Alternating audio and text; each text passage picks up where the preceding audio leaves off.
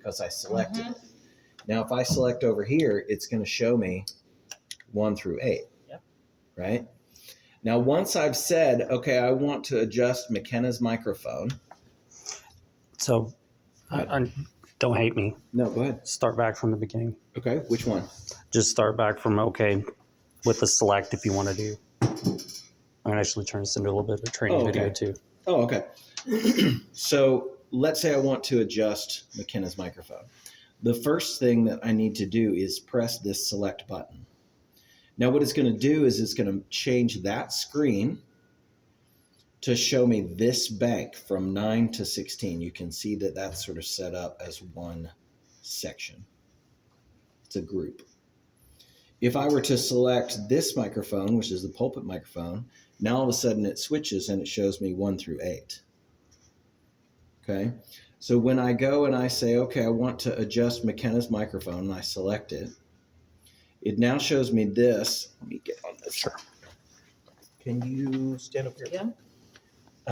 Then what I can do is I can say, okay, I want to adjust, say, the EQ on McKenna's microphone, and this is a touch screen, and I tap it, and it shows me McKenna's EQ. Wow. Now, I can adjust her EQ by dragging these things. I can adjust her EQ, or I can adjust her EQ by turning these knobs as well. They are assigned 1, 2, 3, 1, 2, 3. This one would be her gain. And when you turn them, it's going to show you this one is the gain, this one's the EQ gain, compression threshold, right? You're adjusting these things. Okay, but what we can also do is I'm going to go back here to, whoops, sorry. I'm going to go back. I'm going to press the home button. It's going to take me back. What I'd really like to do, though, is I would like her microphone and Sarah's microphone to have the same EQ. So I'm going to click on Sarah's EQ, and down here, just like on your phone, you got that little button that has, I'm going to press this, and I'm going to hit copy. Then I'm going to go back to here and go to McKenna's EQ, and I'm going to hit paste, and it's just going to put me back.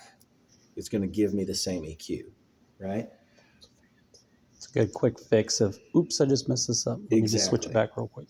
Well, and I'm going to say to you, like, you can't mess it up, because the other great thing that I probably should have showed you very first is if you tap up here where it says A00 Grace Oakley, and I click that, it has here several kind of presets, right? Then if I hit recall, it's going to take this board back to the way it was when I saved it, right? Cool. So every morning when you come in and you turn it on, the first thing you want to do is recall the Grace Oakley A00, okay?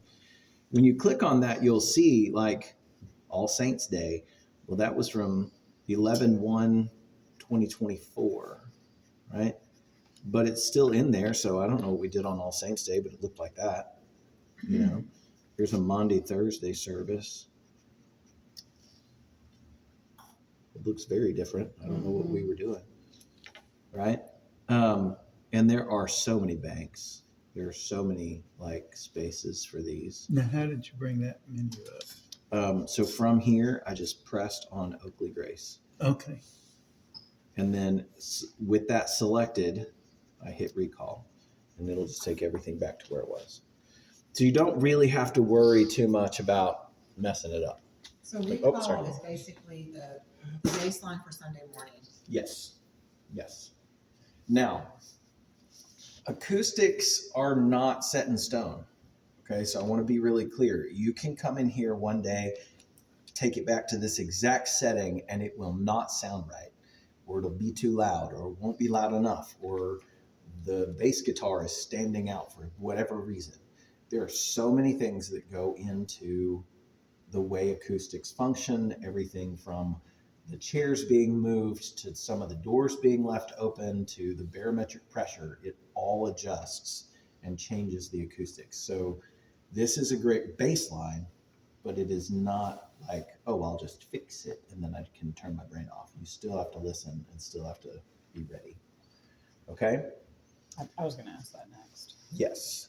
More so for the sake of knowing that you come in and maybe McKenna isn't singing as loud as she should be. Exactly. We have to readjust. Maybe she's got a cold. Mm-hmm. right?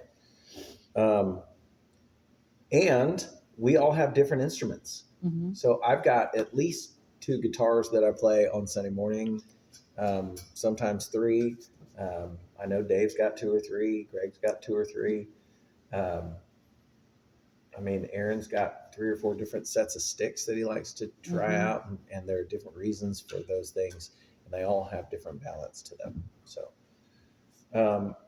okay, everybody cool with that? Mm-hmm. All right. For the most part, that's what you need to be able to do. If you went to, say, an empty channel, now you'll notice that when I selected it here, it selected there, right? So this selection or that selection, Okay. either one. Okay. So let's say I take this empty channel and I want to turn it into, let's say, a guitar. Okay. So I clicked on this bottom section down here where you see the name and stuff. I just clicked it and I clicked it again. It's going to take me here.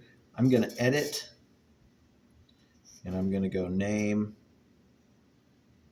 Let's put Git or Guad, apparently. Does it have auto correct?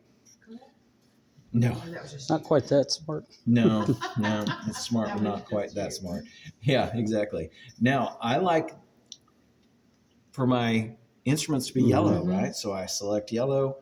I want an icon here. You have dozens to choose from. I love this, like not just a guitar, Yes. like a wicked guitar, right? Okay. Um, But then does it have presets within that that'll you can choose? for what? Presets within that. I don't know, but just the different kinds of settings within that channel. So really all this section is just labels. Okay, it's not doing any. No, it's just it's changing the look of it to Okay. make it easier just to visually jump to things. Okay. And I have sometimes I'll be like, okay, during a program, if there's one of the singers that I know I'm gonna have to like reach over and turn that on or turn it off, like there's some kind of a like instant change, I'll give them a weird color. I'll be like, here's a pink, so that in the middle of that I can just look over and I know it's the pink one, right? And then at the end of it, I can change it back to green or whatever so that it'll look the same. So I've done that too, just to visually be able to, Quickly get to it. Yeah. Yeah. whatever you need to do. So all of this stuff is just Mm-hmm. surface. Okay. Then here we've got effects and things, which you probably don't really need to mess with too much. There are quite a few different effects you can do.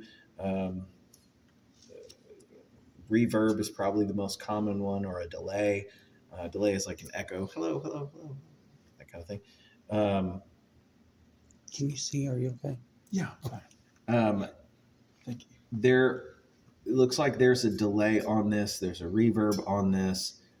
They're all turned all the way down or off. Compression, which you just saw, is another one. Compression is kind of like it keeps your quiet things from being too quiet and keeps your loud things from being too loud. It kind of has a space that says, okay, it can only get this loud or it can only get that soft. And if it jumps up above that, it'll kind of like catch it and bring it back down. And the same down here. So that's the compression. The more compressed it is, the less control you have, especially from an instrumental point of view, the less control you have of dynamics and things like that. If you think of like real early 1950s country blues was like they'd compress the heck out of that because they were so used to acoustic guitars that don't have the kind of sustains that would compress the heck out of it. So the guys could just keep on playing like they always had. They call it chicken picking. I don't know why I call it chicken picking, but that's what they call it. Weird to me. They compress the heck out of it. For the most part, those things are kind of preset. There are some others that you can access, but we don't use them really. I mean, any of the effects that we use are sitting on the floor. Like Greg will have effects and I have effects, but I'm doing it myself on the floor. So you don't have to really worry about that too much. What is that called on floors? The pedal board. Yeah, thanks. Yeah, we'll have like little individual effects pedals that we switch out on our own. So You got about 9 up there, don't you? I do. Yeah, Greg usually has only about 3 or 4. I'm only using 2 of them, but I have a board that just has them on there, so I just set it down there. So, I have a question. Yep. Why does that flash? so there are effects on here that are time sensitive. So like the delay, Yeah. which is an echo. If I say hello, hello, Mhm. hello, hello, so I can go hello, hello, hello, hello, and I can tell it that that's the tempo that I want it to go, and it'll follow that. I tend to, Because I'm like distracted going, yeah, and tap it, tap it. and this actually Scroll drives me a this. little bit crazy, and so I seriously will go so that it taps slower, Okay. and it will just blink slower. Okay, that makes sense. So yeah, it's to adjust some of the effects. Okay. And then the other thing is I noticed that pulpit is not lit up Mhm. to say on. Does that mean that that mic is not on? Correct. Okay. It's because Rachel uses a headset, and we don't want the two interfering with Right. one another. So you turn it on when the liturgist walks up Correct. and then turn it off when they walk away. Correct. Okay. And then the headset is Rachel's headset. The lapel and the Sennheiser handheld, those two. The lapel is that Shure. The headset is Rachel's, and that's this Sennheiser. There are a couple of issues. I don't know why the Sennheisers are doing this. They shouldn't, but if you have this on and she has the body pack turned off, it was going to give you some mega static. And I don't know why it's doing that. My goal is to move her onto a Shure body pack so that it'll stop doing that, and then figure out what's going on with the Sennheisers. But the This one does it handheld, too. yeah, the handheld and the headset, both the Sennheisers do that. I don't know why. So the Shures, and we've got, I want to say 1 or 2 more of these receivers, so Okay. we should be able to switch them over pretty soon.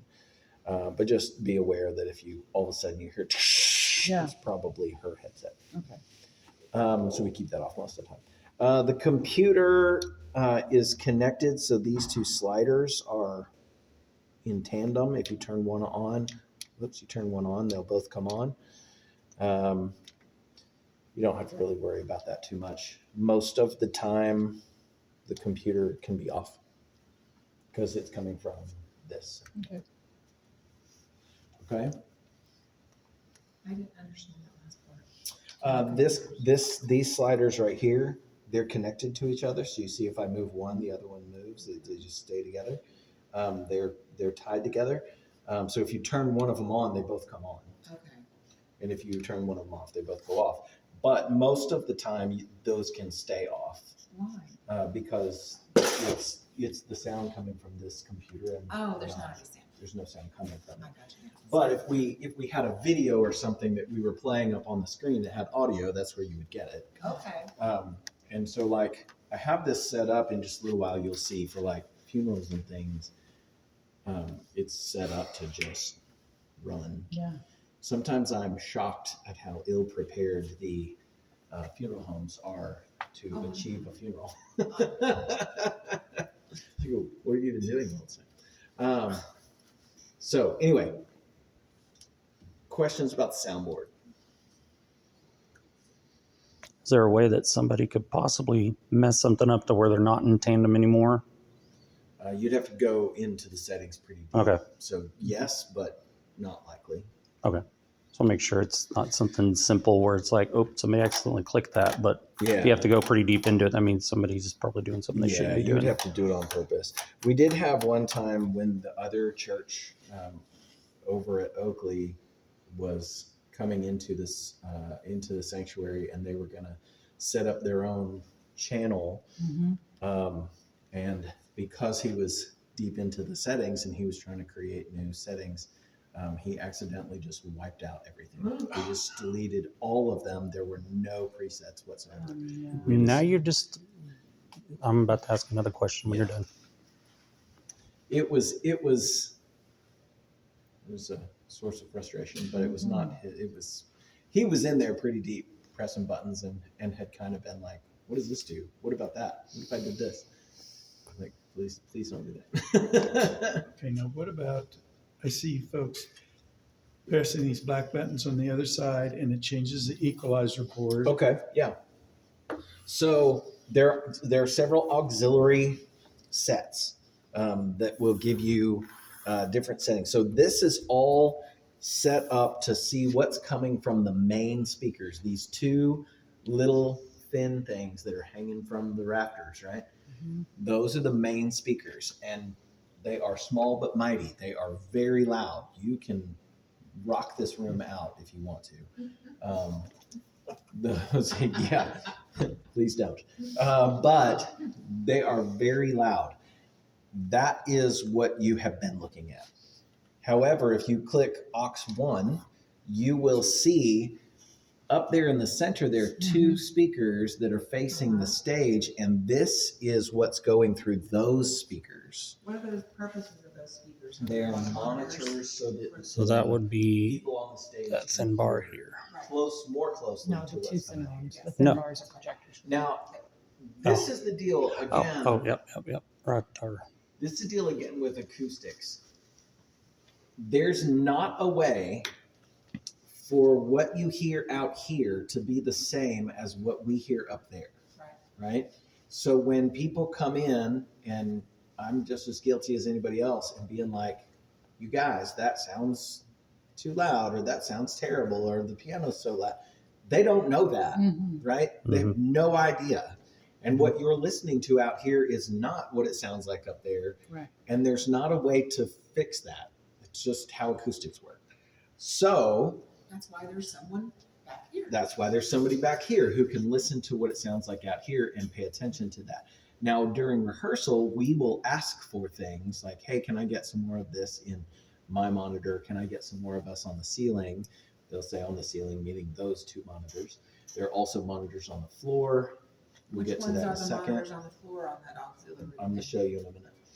But when they ask you to make those adjustments, you want to make those adjustments. But then as soon as you're done making those adjustments, you're probably going to have to adjust the house to account for extra sound or less sound. If you cut the piano monitor, it changes how much piano is in the room, right? So you got to always kind of be thinking like, if I add guitar to the stage, I might have to take guitar from the house. Is that because it's adding to the overall ambiance of that sound, or the other? Yes. You know, the sound is in the room. Yes, absolutely. And not only is it in the room, it is going to affect the way that the other things. So you always think about sound as like waves going out in a river, right? And you drop a stone here and those waves go out and they're just circles. But if I drop a stone here and those start going out and I drop a stone here, those two bang into each other and they do weird things, right? And it matters if that speaker is over there or it's over here, right? It changes how things work. And those speakers are on the floor for the musicians, but they're about chest level for people out here. And when you sit down, they're almost at eye level, right? And when your ears move up a whole, foot and a half, that changes what you hear, right? But it's also changing the other instruments too, right? Because they're Absolutely. all producing sound waves. Mhm. So if you do increase the monitor sound for one instrument or one area, then that's potentially, causing And someone's and voice you'll to get be altered a little bit. and not to get too in the weeds on it, but you need to think in terms sometimes of where instruments fall in a mix. So the acoustic guitar and the piano are in the same place in the kind of pyramid of sound. So if you add a bunch of acoustic guitar, you are directly affecting the piano because we're in the same place in that sort of pyramid. The drums and the bass guitar go together. They are a team, right? How do we know that? What's the pyramid? You learn it. The bottom of the pyramid is the bass guitar. They are the foundation. So bass guitar is number one. drums go next. And then you generally have like keys. So I put the piano next and the rhythm guitar. The acoustic is the rhythm. Then the electric guitar goes on top of that, and then the saxophone, and then the flute at the top. And all those adjustments are made from these volume controls, not going to the equalizer. No, they are also made in the equalizer. So again, I don't mind going into this a little bit, but I don't want to get too crazy. When you think about EQ, you want to think about things like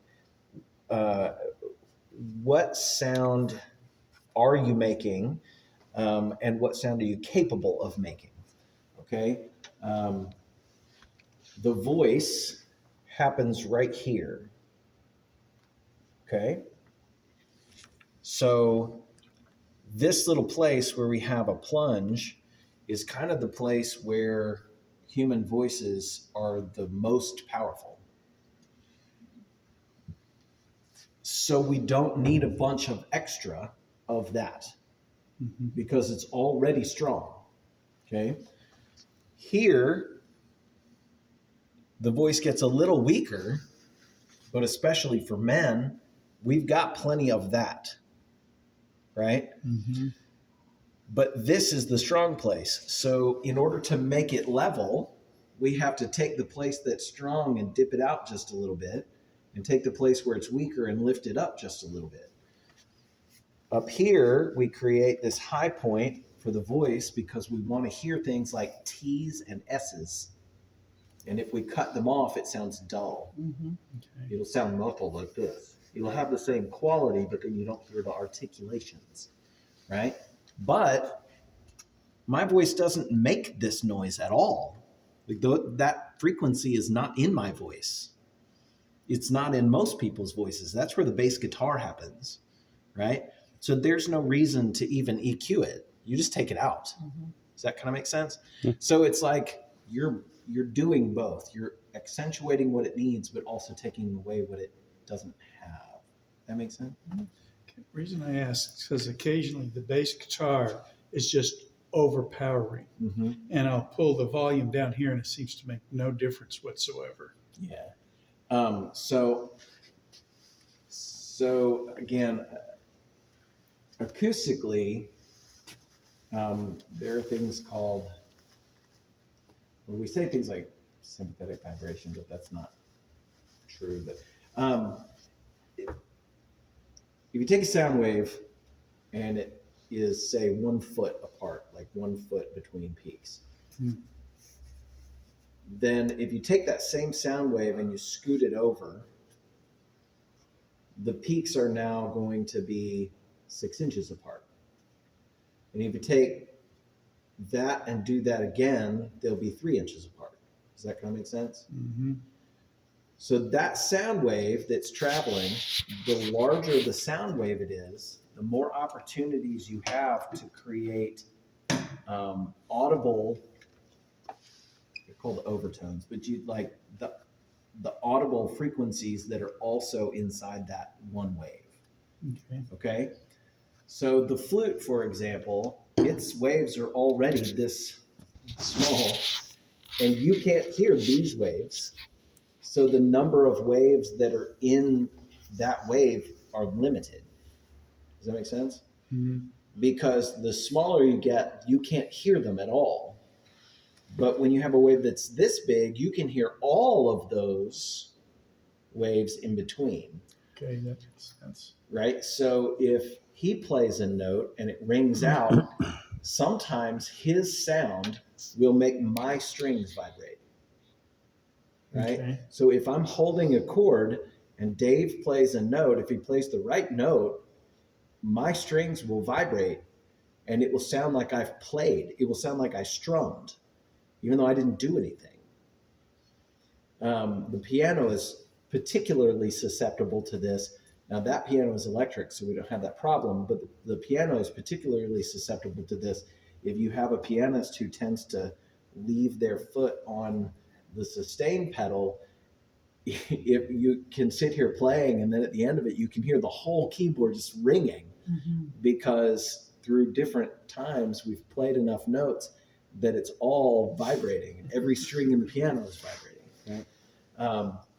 So the bass guitar is particularly susceptible to that problem, and the bass drum Okay. is susceptible to that. Sometimes you'll notice like Aaron will accidentally leave the snare drum on, and someone will be talking and you'll hear the snare drum zzz, zzz, zzz, because the tone of their voice has a sympathetic or an overtone to the drum and We just have talking. we have eye signals when I'm like, turn it off.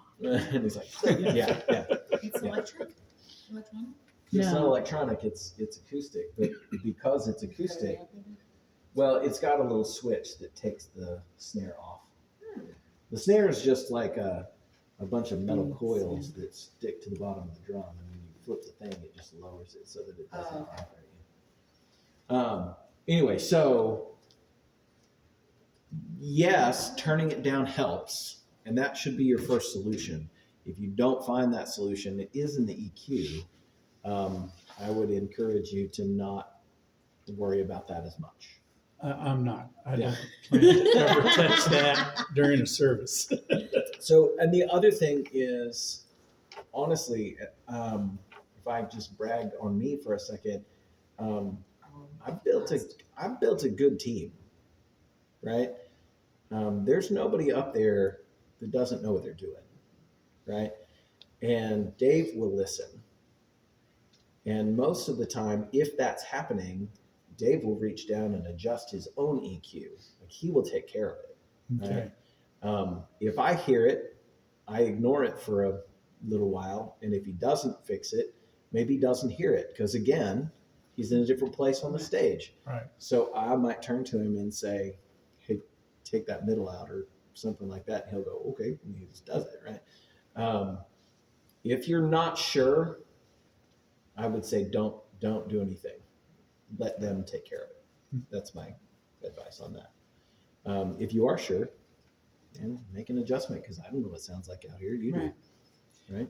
Folks, while we're doing this, most of what we do is turn her mic off and turn the pulpit mic on and vice versa. Right. So, and we want to leave Pastor Rachel's mic off when she's not preaching. That way she can sing and do whatever she needs without everybody hearing it. Or if you want to, If I she do mentioned hear Right. myself, guess what I do? turns it I off. whisper this evening. I don't. Okay, everybody good with that? Yeah. All right, that's right there. That move is your number one. Okay. So, quick question. Yep. From previously when you're talking about somebody made some adjustments and messed it all up, I see USB ports. Is there a way to back this thing up to like a thumb drive or something where if that There ever is. happens, you just There Reload. is, and once upon a time, there was a thumb drive sitting around here for that purpose. It might be in Okay. the cup, Might be in the cup. because I know I picked one up and put it in the cup. I don't see it in the cup, but let's be honest, I'm a little bit blind. I don't see it So- in the cup. But yeah, we there need a was backup one and a up backup here of the backup. somewhere. And occasionally, well, ever since that happened with the other church, I do that. Not super regular, but Okay. once or twice a year, I come back and be like, hey, let's go ahead and just back that up. Okay, perfect. But yes, the answer is yes. It's here somewhere. Cool. When we had our old analog system, I took pictures of this. So if any kids got back here, Smart. Okay, auxiliary 2, and there's nothing complicated about this. I have used 1, 3, 5, and 7, and mostly because sometimes if I'm hitting auxiliary 1, I accidentally hit auxiliary 2, and then start making changes and realize I've done it wrong. That's just my clunky fingers.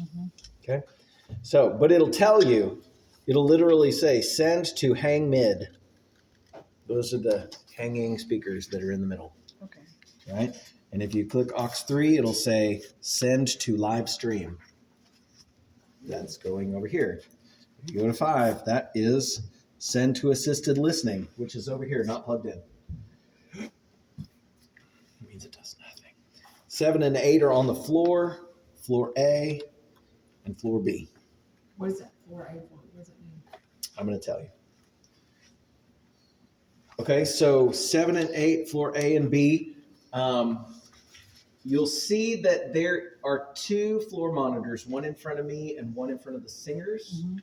They're chained together, and what you can't see is that there's a third one behind Aaron. Mhm. Those are all the same, and I believe that's A. Okay, so it starts at my speaker, and they're just chained together. And you don't have to worry about those volumes as much because those are all independent amps. So they don't run through these amps. This just goes out as a signal to those, and we adjust the volumes as far as how loud it is on the stage. But you control what goes into that monitor and in what proportion. Okay? So I have the ability to turn my floor monitor, make it louder, but it'll just uniformly, the whole thing will get louder, Mhm. right? Whereas you have the ability to turn McKenna down and up and that sort of thing in that monitor. They have the same thing in their monitor. They can turn it up and down. Aaron has the same thing in his monitor. He can turn it up and down. So we can all adjust the volume, but we can't control the content. Mhm. Okay? We'll go look at that later. Mm-hmm. The other monitor is up there, and it is under Carrie's feet. Hers is set up a little bit different. She hears this, but then she also has her own independent channel where the piano goes directly into that monitor, and she can turn up the piano separately, and you can't control that part. So She can turn it up separately for herself. Yes, she can reach down and turn the piano up and down on her monitor. So if she wanted to, she could turn your monitor send down and her monitor send up and hear nothing but piano if she wanted to. So she has the ability to adjust. But she's still sending this as one big signal, plus she has a separate channel for the piano. Other than that, nothing goes out of here. Okay? If there was a problem that I don't have a solution to because I'm never here, I'm always up there, it's that the live stream has its own EQ represented by that set of sliders. There's no way for me to adjust that. Mhm. And it would be really difficult for you to adjust it without having somebody in the other room who's listening telling you what to adjust while we're playing to get a correct balance. And then next week during the service, that balance would be different, Mhm. right? So this balance, it's pretty good.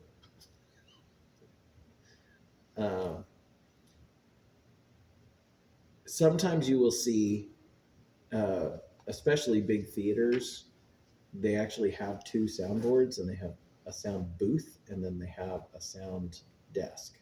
So the sound desk sits out inside the theater, who's listening to the room, but then off somewhere else, there's a sound booth that is usually soundproof, so they can't hear what's in the room because that's not what they're dealing with. They're dealing with the sound that leaves and goes onto a recording or something, and they're mixing that sound completely separate, Mhm. right? In fact, I was just wondering what exactly was the purpose of that. Because they just put a recording studio in the new refurbished library on campus, and was there for the opening last night. And I was, in my mind, I was like, what is that? Why is there a soundproof room right there in the recording studio? And you answered my question. That's Thank it. you. I get that now. I never understood that. Yeah, so we don't have that luxury, and that's not something we need. We're not producing a TV show. Couldn't we do it with like sound canceling headphones? Potentially? Just have a person? Potentially, yes. Sound canceling headphones are not 100%, but they're pretty good. I would say that you could get probably a better result with some sound canceling headphones than what we're doing right now. Oh, that's interesting. I don't, we're not getting anybody saying, that sounds horrible. online, so. No, that's why I say it's, we're not producing a TV show. Yeah. We're helping people to worship when they can't be here. Mhm. Yes. Our hope is that they come here, right? So my focus will always be what's happening in the room, Right. and then second That's to first that, priority. Yeah. what happens after that. Do you know how many streamers you guys usually get? I would say a dozen. Yeah, we get Pretty like, close. we get about like between 200 and 300 views, like of a week, but in the moment, streamers that listen to it right then, probably about 10. What's Go ahead, sorry. what's the difficulty of doing like streaming on YouTube at the same time in tandem with Facebook Live? We had a service like that. We may still have a service like that we're paying for. It's pretty simple. There's not a huge problem with that. Because do our Facebook, I mean, I'm not on Facebook right now for Lent, but do our Facebook videos, the live, do they stay up to where we can go and view Yep. them later? They do. Now, Facebook has just changed their standard for that, and they are about to start deleting archives of the live videos. So anything that we did, further than I want to say it's like 3 months, Right. Okay. they'll start deleting those. Well, it makes sense Which- because they do take a lot of space up. Yeah, and for from sure. everyone on the planet, they're saving videos. Mhm. So that's coming up Mhm. very, very quickly. So, but what you can do with Facebook is if there's a service that we want to archive or want to keep, we can download it. Mhm. We could create an archive weekly as we're sending out. OBS is the program that we use to do our compositing, and I think it will record while it's sending. I think you could probably just record them if that's something you care about. It's not something that I care about. So I was just thinking back to Tuesday night's listening session when, remind me of the name, mentioned. Dirk, No, it wasn't Dirk. It was somebody from Grace Oh. that had mentioned about getting the VHS tapes and handing them out. Oh, yeah, when yeah. You miss Yeah. a service. So I was thinking more along those lines of like, okay, maybe I didn't get to watch the Facebook Live video oh because yeah, I was out of town. How can I get access to the service? But maybe I don't see it until Thursday or something like that. It's So what we found in the past is that we were broadcasting to Facebook and YouTube at the same time, and almost no one ever looked at YouTube. Mm-hmm. So it was like every once in a while we would get one view. Right, right. So we just stopped doing it because nobody seemed to care one way or the other.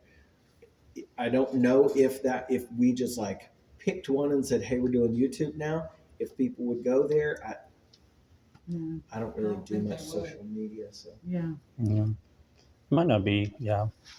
You can live stream Facebook or YouTube, but then, you could also do your Facebook stuff and then post a link to, hey, you can also view over here on YouTube.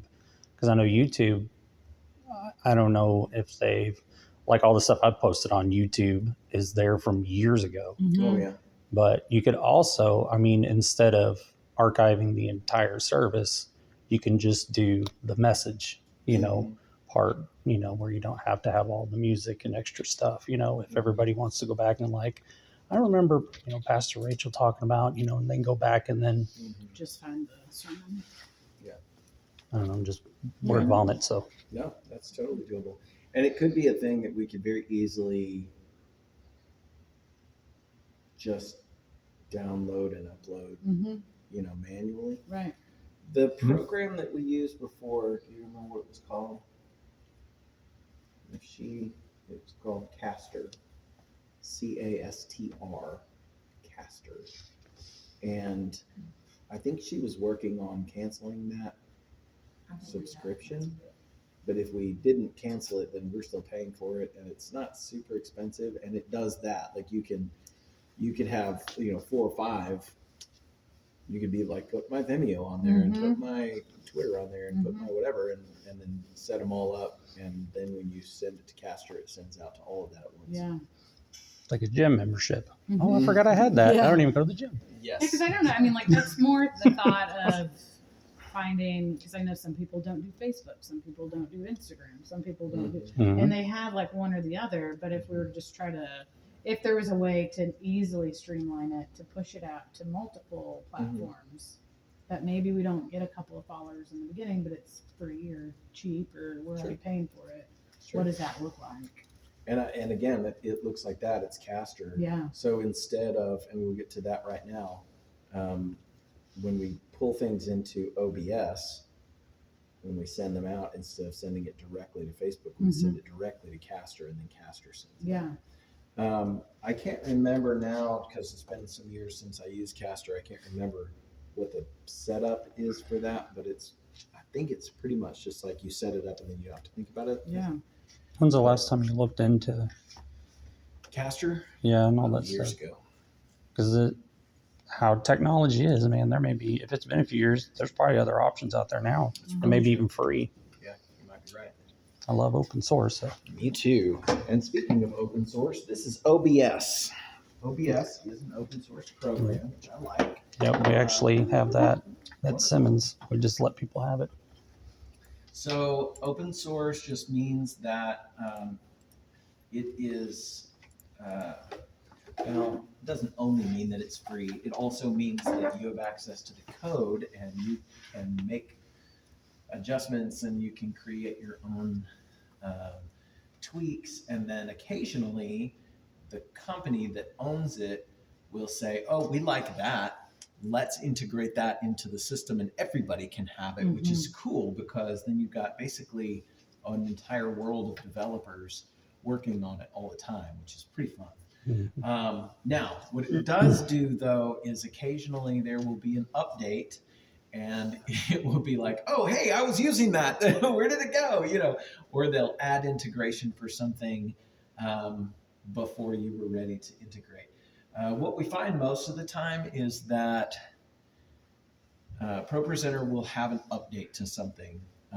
For example, a little while ago, they integrated what's called NDI, which is Network Display Integration. No, that doesn't seem right. Anyway, it basically means I can send a video audio signal over the network without running any cables, which is pretty incredible. And ProPresenter put that into their program, and we had not updated our OBS. And because OBS has to respond to ProPresenter and not the other way around, there were like 2 or 3 weeks where we just couldn't do what we were doing because they're not the same program. So it generally takes 2 to 3 weeks for OBS to catch up when there's a major change. It doesn't affect us most of the time. Every great once in a while it will, but not a huge thing. OBS looks like this. And since we're going to talk about this, we'll talk about all the things that come into OBS. OBS is getting... No. See, I was going to says- say if you want to stand. It says update now, and I'm going to tell it, remind me later. So OBS looks like this. What we have, we call it the Oakley live feed. We've got the ProPresenter overlay, which is what's called an alpha channel coming from here. It's going to give you graphics like the lower third bar and our logo and things like that. Alpha channel means that it can be the shape of your screen, which is 1090 or 1080p, which is the resolution, thank you, is the resolution of your screen, and it will be that rectangle, but it can be like a circle up here that isn't kind of connected to the square. Does that make sense? So there can be nothing in that space. Always before that was called something like blue screen or green screen. It's called chroma keying. There are all kinds of different keying, but chroma keying is the most common. Alpha keying just means there isn't data here, so it's okay for that to be clear. So we're sending that alpha signal from ProPresenter into OBS, and it is called the ProPresenter Overlay, right? The Sling, which is this device here, which we're going to turn on. Would you go turn that camera on for me? So this camera, which I'll turn on and I'll give you some more information about those in just 1 second. So don't stress about the cameras yet.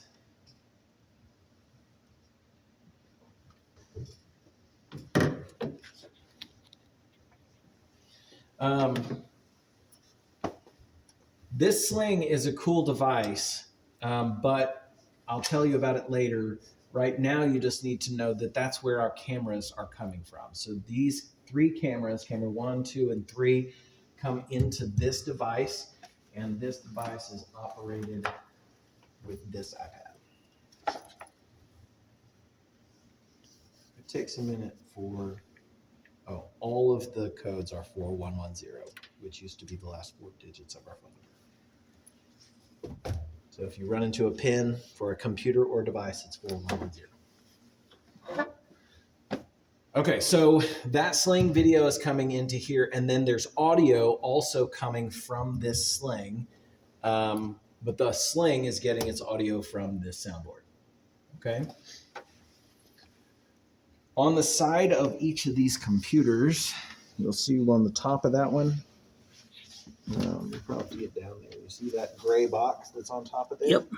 That is a HDMI breakdown. So it receives an HDMI signal, and then it will send out an HDMI, a separate audio, and a separate USB video. So you can get analog audio, you can get digital audio, you can get digital video via USB or HDMI. And both of these computers have those. So it comes in, and then it just gives us the ability to say, okay, I want to get that audio from here or from here. I want to get the video from here or from there. You can trade them, that sort of thing. Those little boxes are pretty cool. They're very simple, and they're small, and they're powered by the computer. So they're just stuck on there with some Velcro, and they just live there. This one's on top. That one's on the side. Okay, so the Sling, once it comes up, should I pause and talk about the Sling? I always try to stay in one spot. The Sling is a cool device. Let's do. The first thing is that I turn to this box on, and then I have to wait till the blue light is lit and it's not blinking. That means it's all booted up, and it's sending out its own Wi-Fi signal, right? So it's essentially got an internal router. You can connect to that router. I'm going to join that network. And the coolest thing about it is that anybody can just take their cell phone, they can download the app,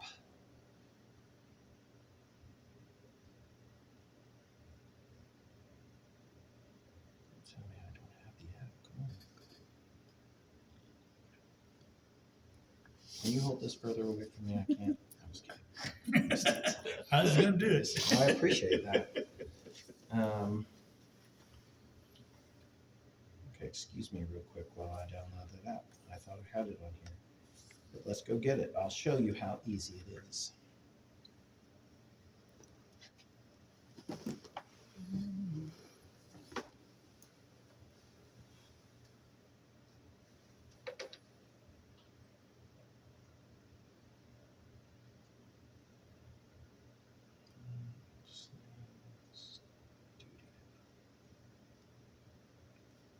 Sorry, Sling Studio. Oh, says I can't use it. Do you have a phone? You do have a phone.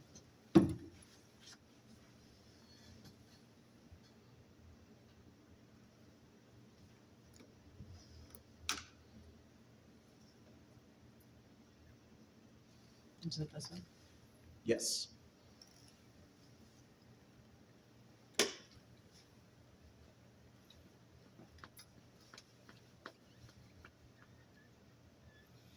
Okay. Now that you've carefully read those, Yes, I heard. you're going to go to your settings, and it's going to show up as a as a local network. So you're going to want to just connect to that network.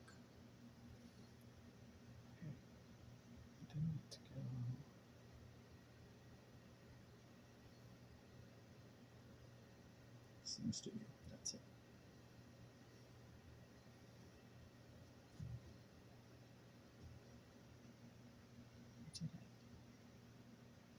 Might have to go back.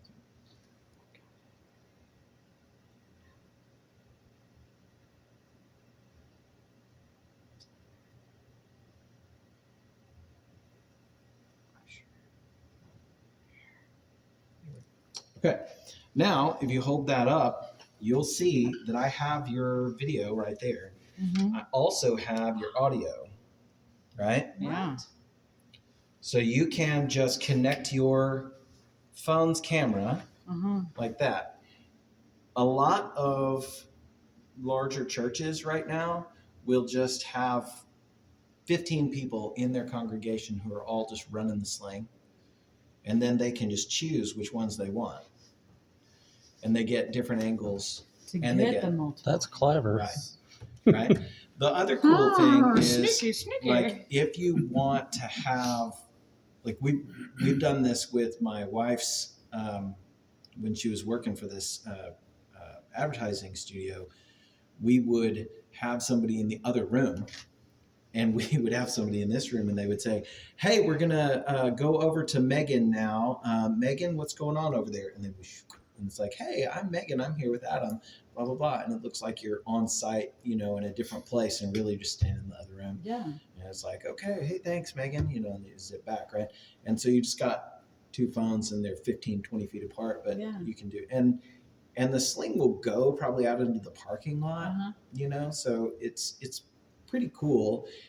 You can integrate the sound, so I can use this to capture the sound from your phone, so that if you're in the other room and you're doing an interview and I skip over to you, I can tell this that I want it to choose your audio and cancel the soundboard when you're on, so that when I go to your camera, it turns the soundboard off and turns your microphone on.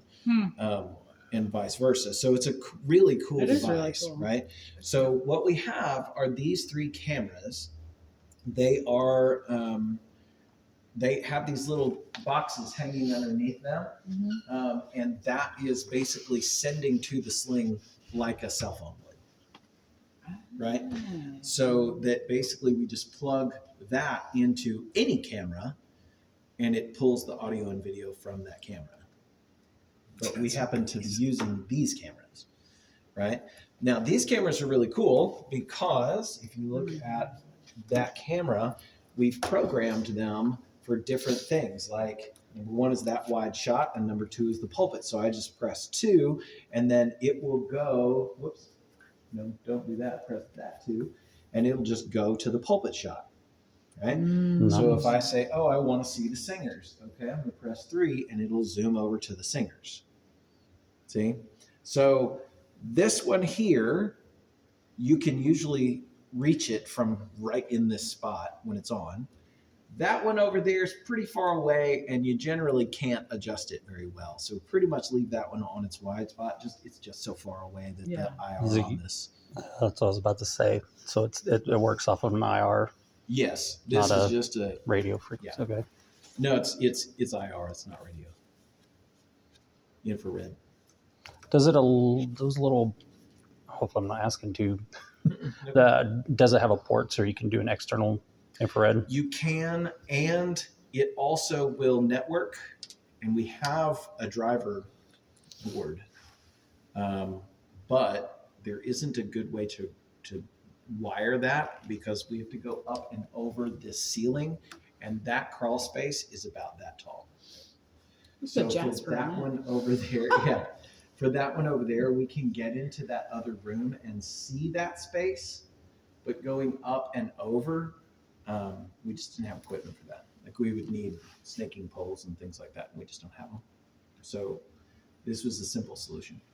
It's not the best solution. I'd rather have the driver table.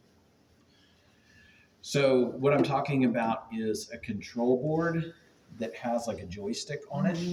where you would select the camera and then you could like zoom in and out and move the camera with the joystick, as well as having presets where you just hit it and it goes to those presets.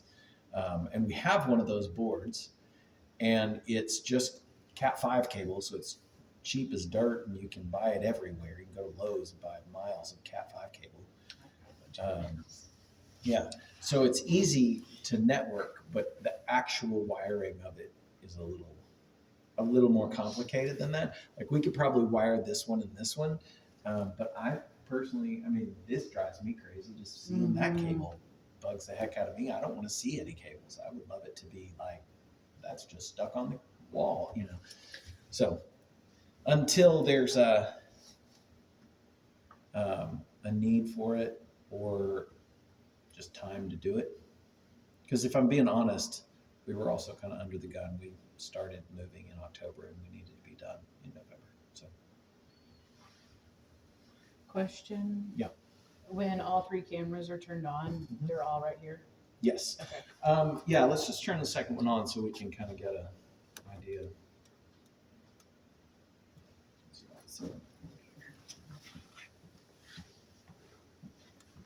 So you can control all of the cameras with one remote, supposedly. Oh, you know, if you press the right button. So at the top of this, you see you got camera select, and I've been selecting camera 2, but if that's camera 3, that's camera 2. That's why it didn't work. So I select camera 3, and then it should just read that and turn that on. Oh, good. So you can pre-program so you don't accidentally, another camera picks up the IR signal. Correct. Correct. So if I have it on channel, if I've got 3 selected and I'm sitting here going like that, it sees me, but it doesn't respond to me. Right. So I've got to Perfect. select camera 1, then select it, and it'll move, which is good. Okay. So we have them set up: camera 1, camera 2, camera 3. The way this works, you can either you'll see the previews over here. That's all cool. But if that's small and you want to see it, you can drag it up here, and this is a preview screen. Okay. Or you can just drag it directly into the program. Okay. Okay? If something's in the preview and you hit program, it'll switch them. It'll go to whatever the next preview is. Cool. The other cool thing about this system is if you want to, on a Sunday morning, you can actually go through, let's see, where is that? It's there.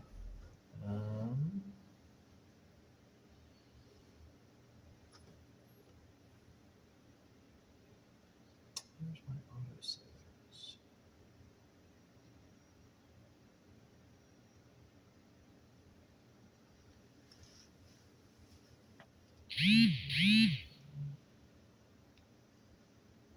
Project settings.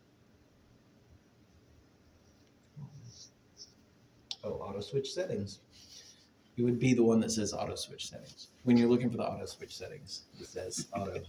Look for the Look actual. for Yeah. autos. Got Just it. look for the thing that you would say. Perfect. Okay. It's great information. You go to the preset.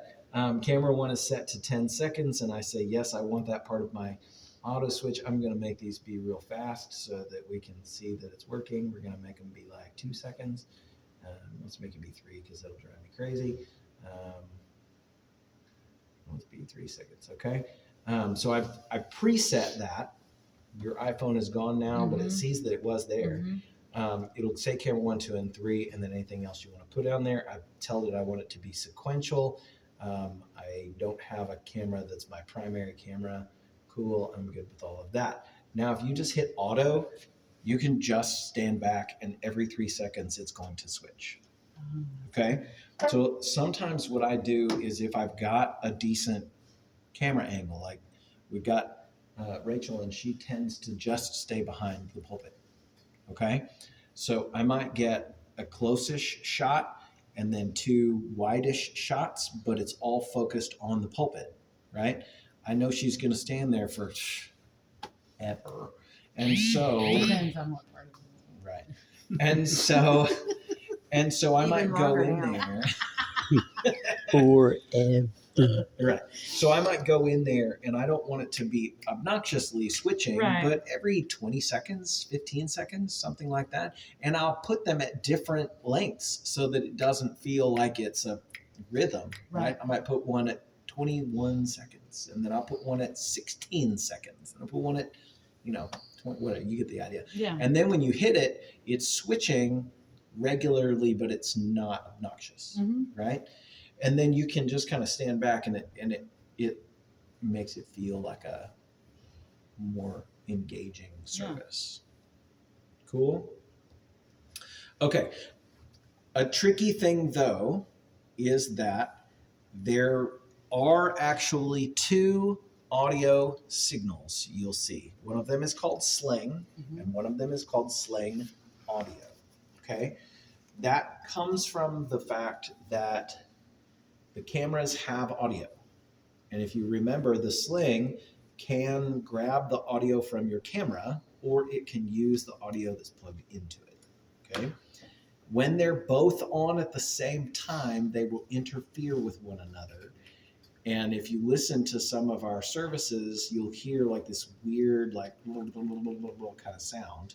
It's because both of those are on Mm. at the same time and they're not exactly synced up. Mhm. And so it just has a lot of trouble doing that. Right now, only the Sling Audio is turned on. How do you know that? Because one of them is marked in red. It's got a red X to it. Oh, here, got it. Okay. And then you can see that the other one, the audio is functioning. Uh-huh. And it's It's just green muted bars out. bouncing, Mhm. right? Yep. Okay. Cool. All right. The Sling is generally run by Dr. Barry, and he will take responsibility most of the time for coming in here, turning everything on, making sure that it's going. And then, I don't know, does he come back here and stand and run it? Or does- We switch every weekend. Okay. I run it one, he runs it the next. Okay. But he generally will take responsibility for coming in the morning and making sure that it's all turned on. Nice. So I don't generally do that. So just the Sling part though. Just the Sling part. He'll turn the cameras and the Sling. He'll get it to the state it's in right now. And he'll check the settings to make sure that our 10 seconds Mm. is readjusted. He will not or- do that because he doesn't do the audio. Okay. He doesn't do the auto. Okay. So if you want to run it auto, you'll have to preset it. Okay. Um, How do you turn the audio? Once it's going auto, there's this button up here that says stop auto switch. Okay. You just press it. Okay. There was something I was going to say about that. He gets it to this point. I was going to say, there is a thing that you'll have to do. Of course, now it's not going to let me do that because I just turned it off. It's still connected. There is a point when you're turning it on as you're connecting. When you go to send the first one to the program, which is on the bottom, when you very first turn it on, it'll just have these and nothing on the Mhm. program or the preview. And then when you look at the screen, it'll show all four of those in a square, Mm. right? Mhm. And you don't want that. So when you send it to the program, it'll say you didn't select a project. You have to have a project. So you say, great, but there's one that we always go to. It'll say something like default or Mhm. something like that, and it's the one we always use. So just use that program. It's already got all the right settings. But the settings essentially are 1080p, which is the resolution, and 60 hertz, which is the refresh rate. So the refresh rate means it shows you a picture. P means progressive. It means showing you the whole picture all at once. Refresh rate 60 hertz means that every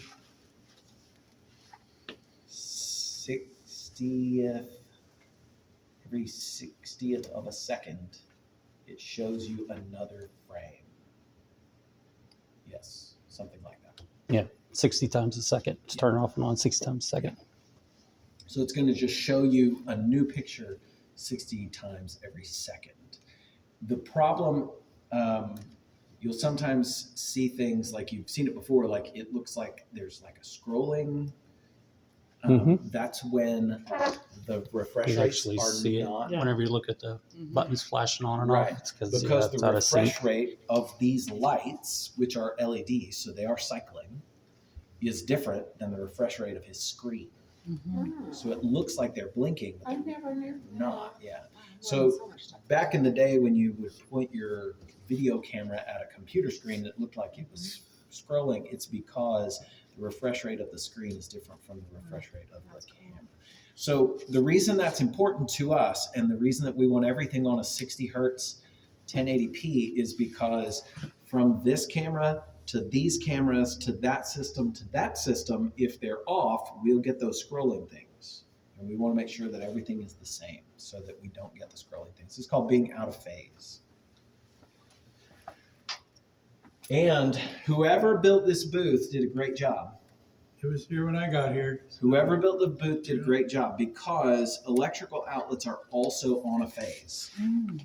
And sometimes this can happen at your house if your DVD player were plugged into one phase and your TV was plugged into a different phase, it can blitz out your TV. Mm. It doesn't happen at homes very often because they're small, but on a building like this, I'm sure there are like 5 different phases in here. So whoever built this booth did a great job. Nice. Okay, questions about the sling? It's a lot, y'all. I know it is. So don't worry. You're not going to be masters of this today. It's 12 o'clock.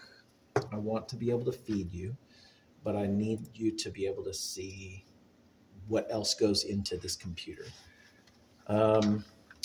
So let's talk about ProPresenter. So I'm going to talk about this computer. So this computer is primarily an upstream source. Do we move? Not yet. It's primarily an upstream source, and it is sending out something like 6 to 8 different video signals all the time. Okay, it has the heaviest workload. This computer was built by Dell to do this job. We sent Dell the specs for ProPresenter at the time. They built it up what they considered to be up 1 year, meaning that they anticipated changes, and they built it up 1 year. It's been a great computer. I want to say to you, though, that it's real expensive. Is it an i7 or an i9 processor? It is I don't know the answer to that. Probably not the i9. I think they just came out last year. Yeah, my impulse was to say i7, but I'm going to not swear to that. But it was built for us by Dell for this purpose. It is a great computer, and they did a great job. But that being said, it was 6 years ago. Okay. So they did a wonderful job. It has been a great computer, and it is doing a lot of work all the time. Even right now as it sits there, it's doing a lot of work. One of the things that we find, especially in the last few years, is really important is that before you turn on ProPresenter, turn on all the screens. Okay.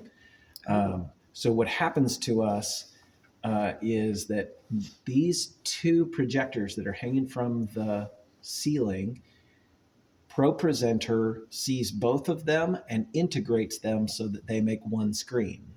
Okay.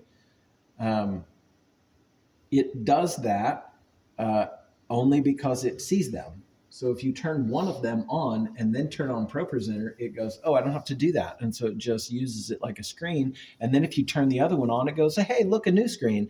And it doesn't try to integrate them.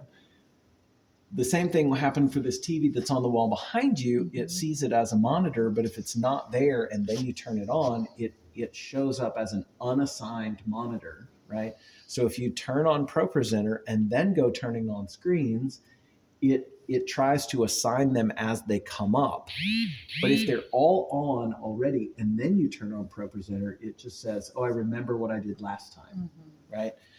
Okay, so these 2 walls, which we sometimes call the big wall, and then this TV, which we sometimes call the back wall, then it also is sending this overlay, which is an alpha key or an alpha channel.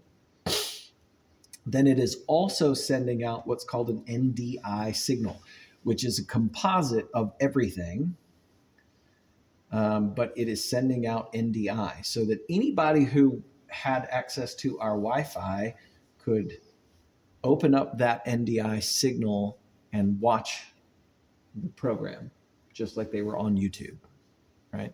Or Facebook or whatever. You get the idea. They can watch the live stream on their phone just because they're connected to our Wi-Fi, which is cool because say we wanted to put a monitor in the nursery so that the nursery workers could watch. We don't have to run any cables. We don't have to run any wires. We just connect them to the Wi-Fi and then they can watch it.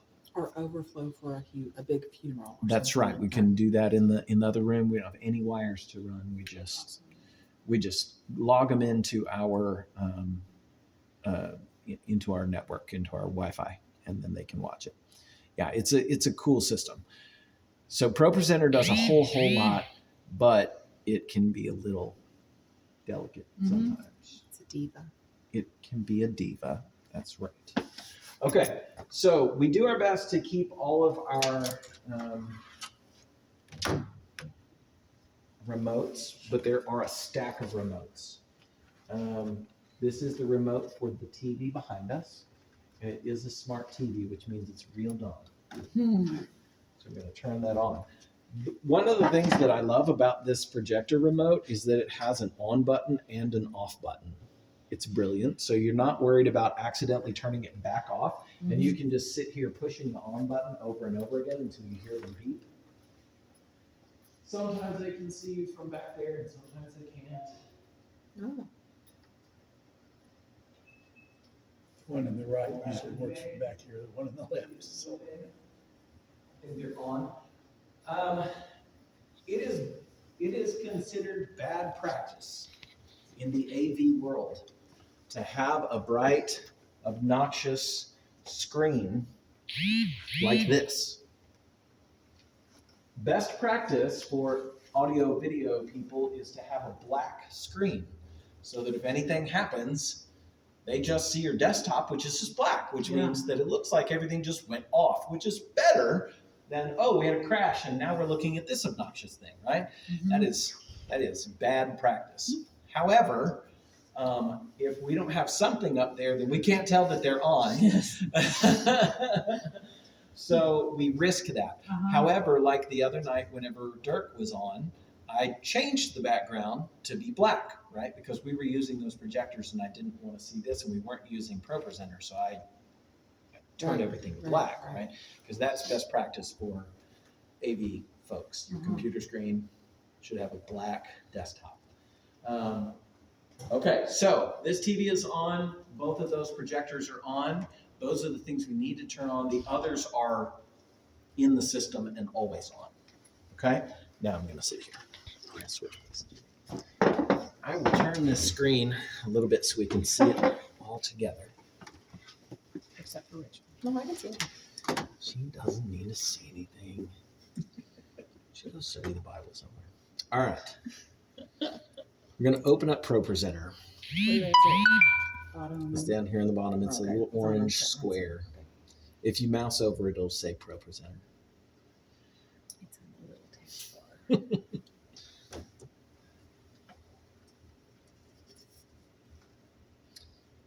Okay, so again, you want to think of this as being the most upstream. It is just as upstream as a microphone, so it's a source. One of the things that the other day when we were trying to do some trickery, we had an issue because we were originating our Zoom call on this computer, but then we needed this computer to not have things sent back to it, but it's all the way upstream. So there's no place else for it to go except down from here. So we ended up hosting the Zoom call here and logging into this as a user so that we could put it up there. So it was an interesting little jumble.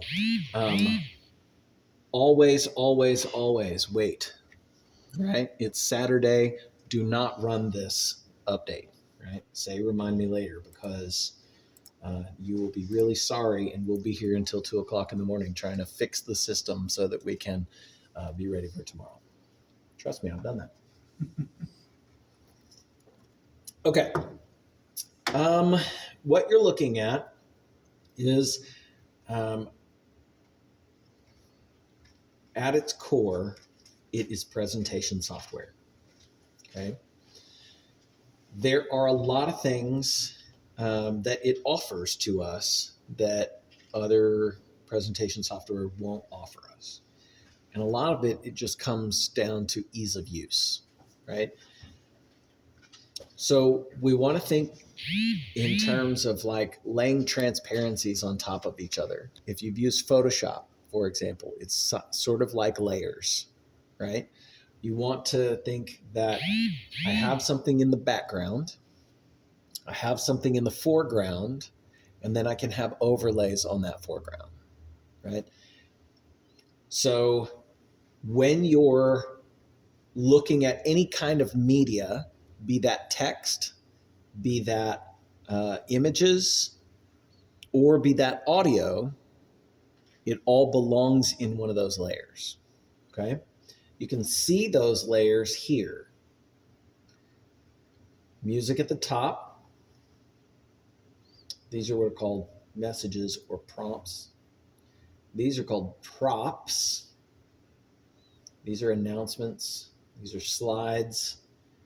This is, they call it media, but it's the background stuff. And then this is a video integration, which we don't use because we do our video integration down here. We put ours downstream. Okay. Then we have, so you see all that here. Here's a preview. You can select what kind of preview you want, the live feed. This will show you how many different outputs we're using. There's the Grace wall, that's the big wall. The Oakley Announce, which is announcement slides, which we are not using anymore because we're doing our announcement slides differently. The screen, which is a generic placeholder. The back wall, which is this TV. And then the stage, which are monitors that run separately, which we don't have. I mean, we could, but we're not using that system. Okay. So typically I leave it on the live feed, but we'll switch it here in just a minute and you can kind of see how that works. All right. Then you have all of these different control boxes that are happening. This one here is probably the least used. It'll have things like these announcements. It'll have the music. If I was running music, you would be able to see it running back and forth. What do you mean if you're running music? If I was playing music from this computer, so like if I go here, it says this is the audio bin. So if I play funeral service music, it's just a set, right? Mm-hmm. So playing that music up. So if I play this music from this spot, what the heck am I doing here?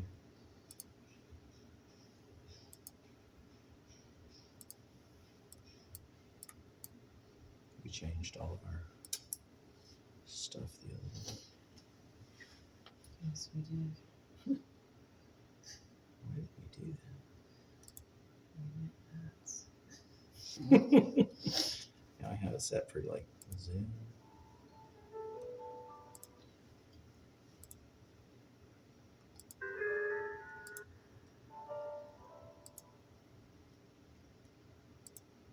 Well, you get the idea. I won't worry about that right now. But you see it's playing music, right? You can see that it's playing music, and the Yes. controls for that are right here. You can pause it, you can go back, blah, blah, blah. You get the idea. Okay. But if I click over here, this is for slides and not for music. So if I click the audio, it'll come back up. So this is just the where you're controlling those things. What Okay. about video? So video will also show up under this slide. So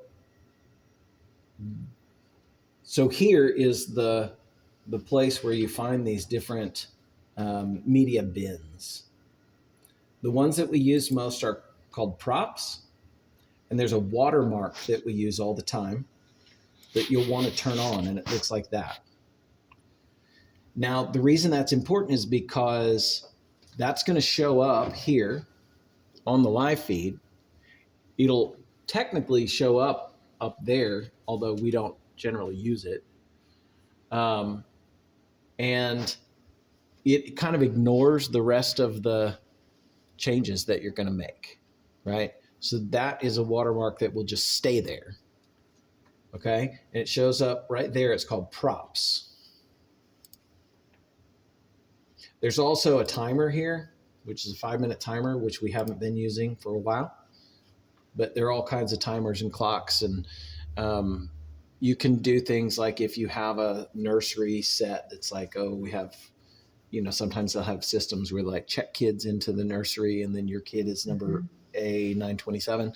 And then if they're like, hey, A927, please see the nursery, we can put that up on the screen without changing any of this other stuff, without affecting what else is going on, and it can just show up and then come back down, and then parents can be like, oh crap, my kid's misbehaving, and they can run in there and take care of it, things like that. So those things go on top of everything. So it's like background, foreground, text, props, right? And the reason that's important is because it doesn't affect the other stuff. Okay? Interesting. Everybody good with that? Okay.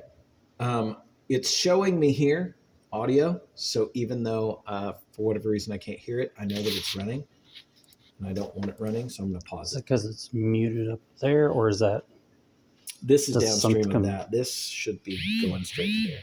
I don't know. We plugged a bunch of things in and pulled things out, so I don't know. We may have changed a setting somewhere that I don't remember. It's not essential. 99% of the time, we don't run sound from here. When we do, I'll be like, oh yeah, what do we do? And I'll figure it out. And then I'll fix it. Right this second, that's not my priority though. You can also, these boxes over here on the side, they were blacked out before, but now that I'm running audio, you see that it's lit up. Mm-hmm. This is like your emergency box. I can go over here and kill the audio. Nice. So even if I don't have it up or I can't remember where that was, like if I'm sitting here looking at that, if that's playing,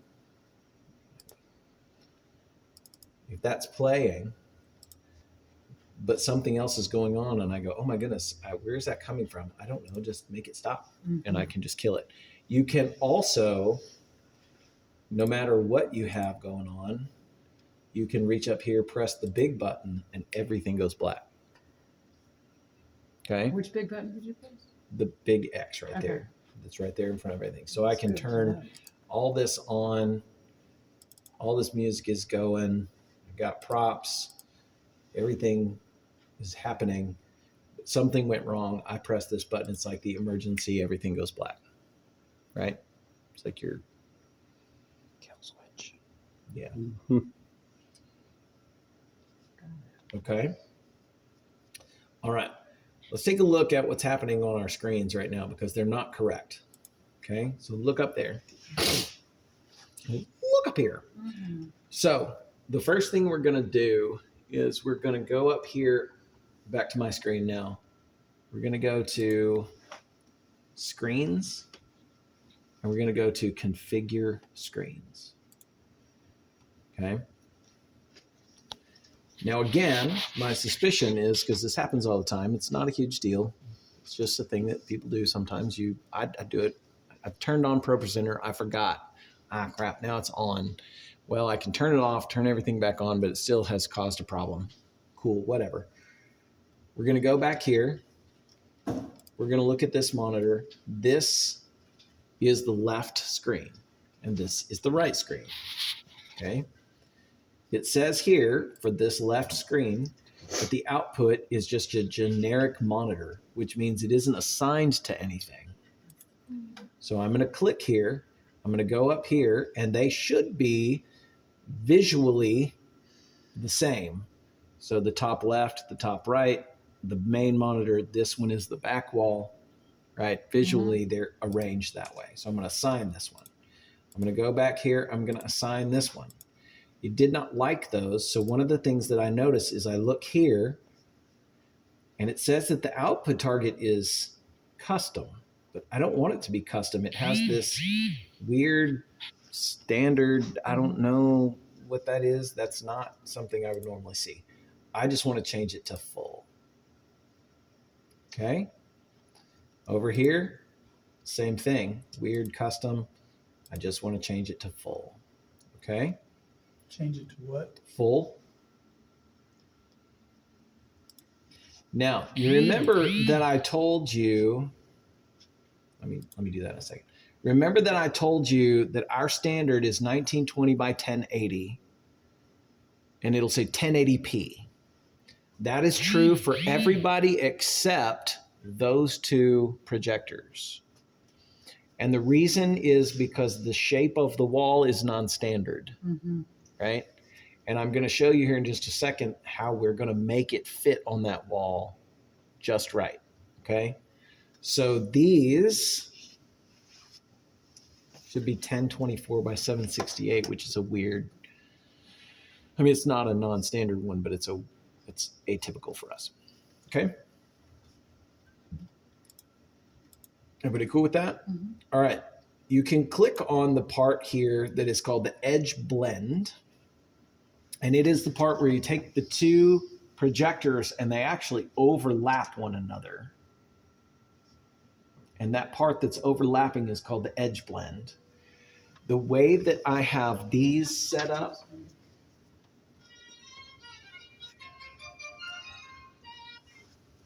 hey, Katie. Hey, can I call you back here? Okay, so that's called the edge blend. The way that I have this room set up, because there's a great big glowing window in the middle of our wall, is that the edge blend is the same width as the window. So the window is the blend. So everything to the right of the window should be the right projector, and everything to the left of the window should be the left projector. It's just the stuff that's underneath and on top of that window that's blended. Okay. I would say if that were not there, I would probably use a deeper blend. Okay. Those projectors are really awesome. We just put new bulbs in them. They are very adaptable. You can adjust those so easily. They're like two knobs on the front. You can lens shift up, down, left, right. It's very cool. The world being what it is, occasionally we do have to get up there and reshift them because, you know, they get bumped out of alignment just by the world shaking. Okay. All right. We're going to take a look at that screen again. We're going to go to Edit Looks. It's still under Screens. Edit Looks. When you go to Edit Looks, you're going to see all the different screens that you have coming out. And you're going to see what is included on those screens. Okay. So for example, the Grace wall is that wall. Okay. There's a mask. If there weren't a mask, which right now it's not angled correctly, but if there were no mask, it would look like that, right? When you apply the mask, it looks like this. We're going to fix that in a minute because it's not exactly correct, but you get the idea. It cuts the stuff off.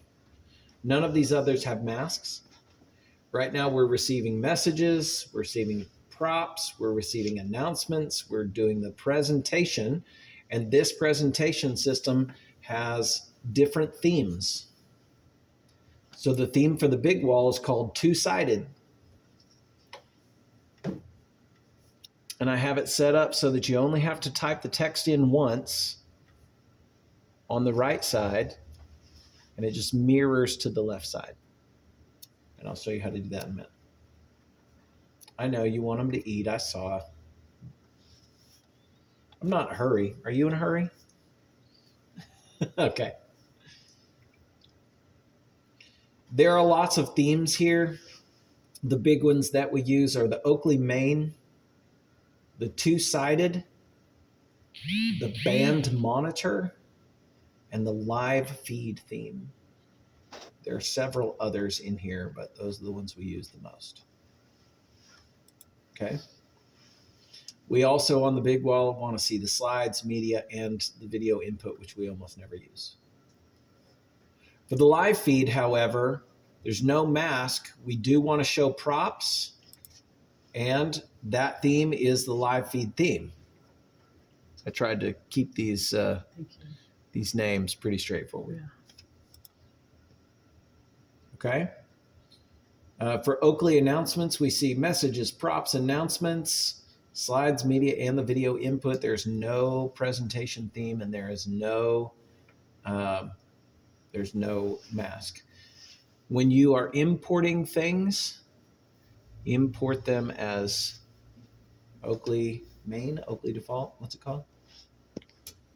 It's called Oakley main. So for example, when you import slides from CCLI and put them in the lyrics folder, import them as Oakley main. Everything else is preset to respond to that theme. So that when you import a song as Oakley main and you just put it up on this big screen, it'll automatically be two-sided. Okay. This screen generic one is just a kind of a placeholder, and the back wall is here. Its theme is the band monitor. Primarily what it does is it pushes everything to the bottom of the screen, and then everything is black. So if there's no text, I'll see what the backdrop is. But as soon as there's text, the backdrop goes away and I only see the text. What was the name of that theme? Band monitor.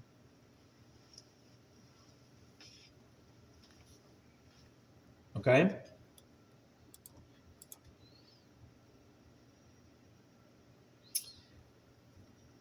Now, in this bin down here at the bottom, so we've done this side, right? Everybody good with this side? Okay. Down here at the bottom, there are a whole bunch of media bins. Okay.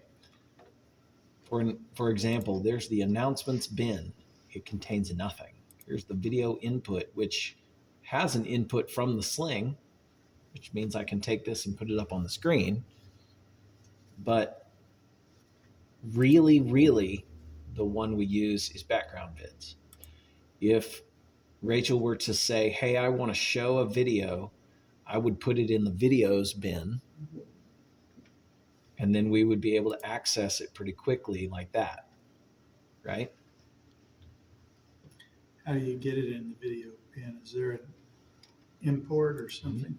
Yes. So down here, when you just select the bin that you want, and then go down here, there's a plus, and it says add media. And I would say from Explorer, and then I would just locate it, whatever that video was, and it'll automatically add. But how do you get it to go on both sides? You have to do the Oakley main. Now, when you import a video, that's different than importing like slides. Okay. So when I click on the video, it's just going to show up full screen.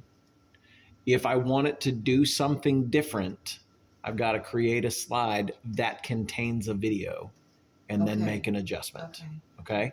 If I just play it as a video, it's going to immediately push it to that background layer. Okay. And it'll show up all the way across. Okay. And again, I'm just going to go over here and use my kill switch to turn it off. Cool. Cool. All right. Background vids. we've got a bunch. I'm always open to finding some more, but to be honest, I'm not the sort of person who loves like all the time. I would prefer, I like movement. I like it to feel like it's going, but I don't like it to be crazy. My choices are usually something like that. It is moving subtly, slowly, calmly. but Right? not enough to distract you. Exactly. I also, my personal preference is this is today's service, right? Which that's a personal preference. So if you're like, this song needs a different thing, I'm going to put this up. Okay, cool. I'm not going to fight with you about it. I don't Yeah. care that much. But just know that if you get too crazy, I'll probably be like, maybe not that Yeah, crazy. let's maybe not do that. Yeah. Nothing. I would say that there are very few things in here that are a little crazy. I would say like something like that is, well, not even that. Like that's probably about the craziest thing that I've got in here. Yeah. Some of these are you know, like that pretty one. cool, but Got that they're and some medical marijuana.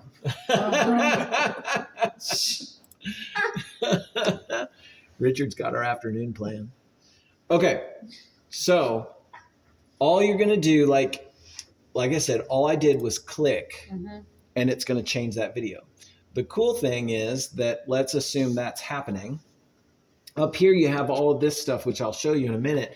But if you have text up there, I can, without adjusting the text, I can just click the background video and it changes the background video, right?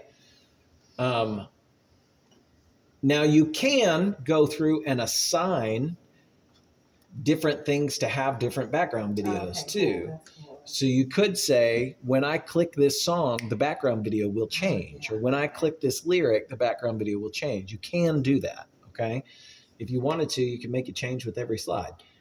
Please don't do that. But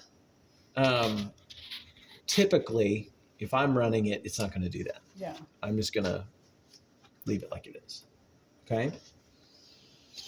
My mind is going crazy. I can feel I it. know. I'm the Just opposite of you. calm yourself. Just calm yourself. Okay, so you can make it do that, but they are independent as well. So they are independent until you tell them not to be. Okay? So all of that is really nice because if you keep this up, like keep this bin open, then you can just reach down and click on it. And there aren't tons of them, so it's not, Right. like you're thumbing through. Okay, let's take a look at playlists and slideshows. So this is probably where we run into one of the biggest issues is like, here is a library for song lists, okay? Or song lyrics, excuse me. So this is the library for song lyrics. And when you click it, down here, it opens the library. So then you can thumb through all the songs that we have, which are like 343 different songs, right? So you can thumb through all the things that we have already. If you click on things like liturgy, the Apostles' Creed is already there and you don't need to type it in. The Lord's Prayer is there. You don't need to type it in. The full word and table is already there, right? Now, what will happen sometimes is the pastor will say, oh, I want to do this liturgy, or here's the Korean Creed. I want to do this call to worship or whatever.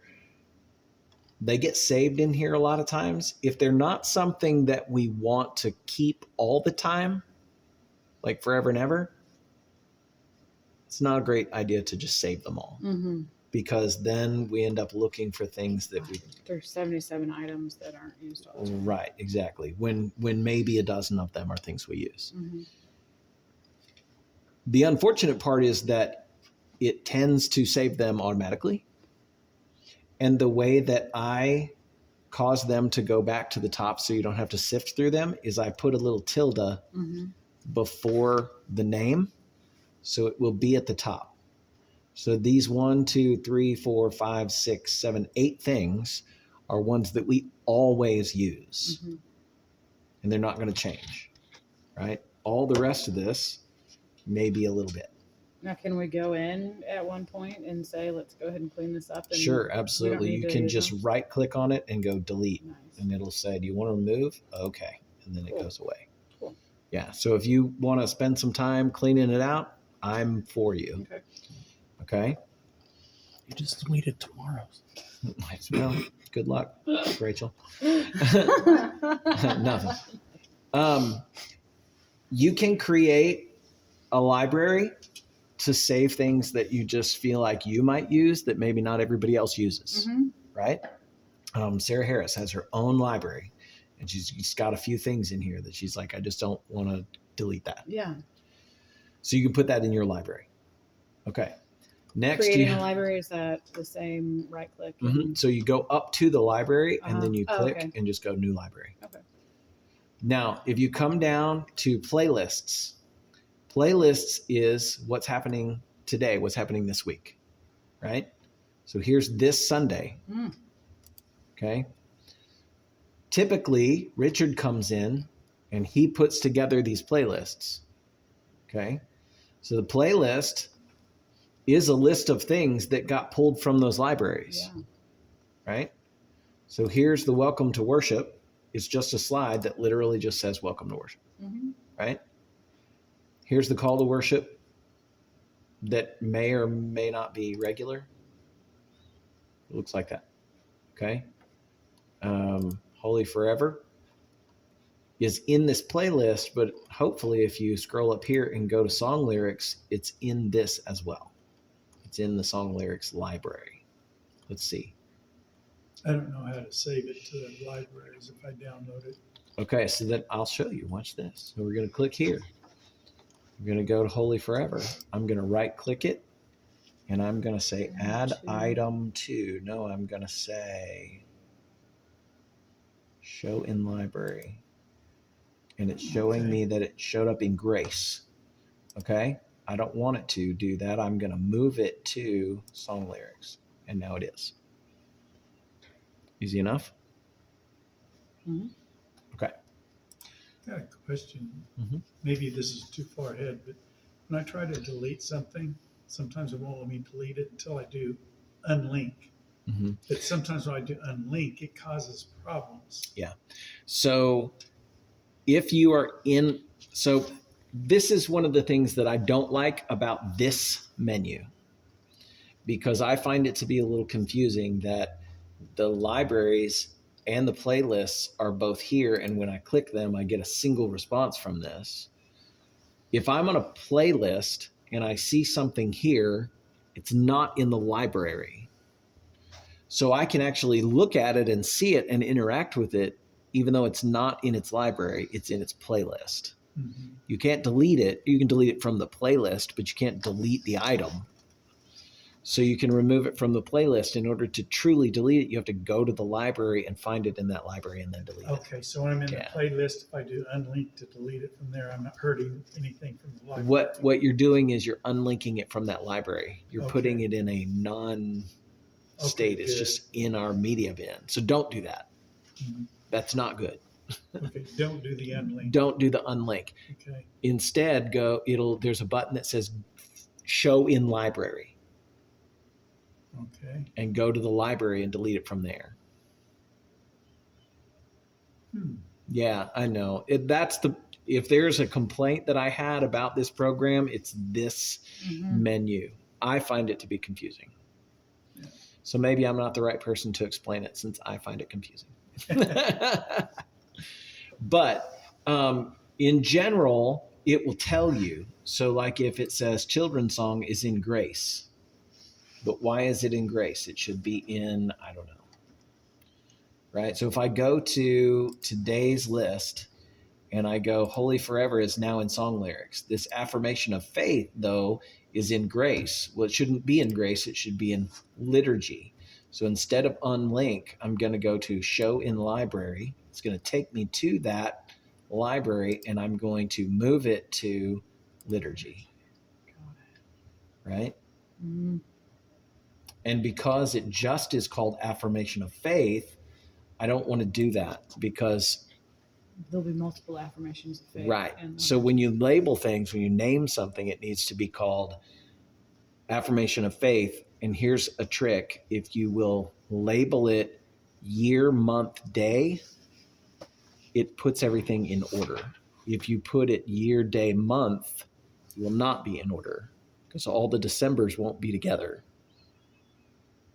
Right? So year, month, day, all of 2025 and January will be in one place. Okay? So year, month, day. now, can we go in right now and edit that to say affirmation of faith? Yes. So you should be able to, because we're in the library, you should be able to go in here and say rename. Okay. And then we can put in here affirmation of faith 2025 4/6. Right? And I don't know what kind of dashes we want to put in there. Okay. Right? And then we can go in here and go move to liturgy. Cool. Right? Yep.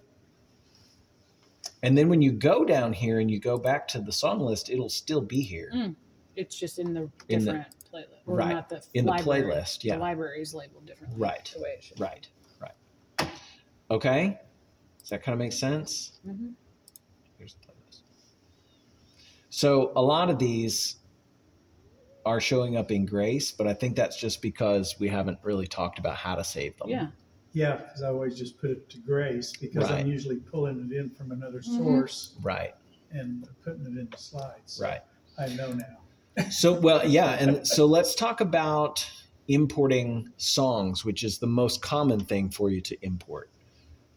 So let's just open the hymnal and just pick a random hymnal, a random hymn. There's a hymnal right there. There's a hymnal right under the. I got it.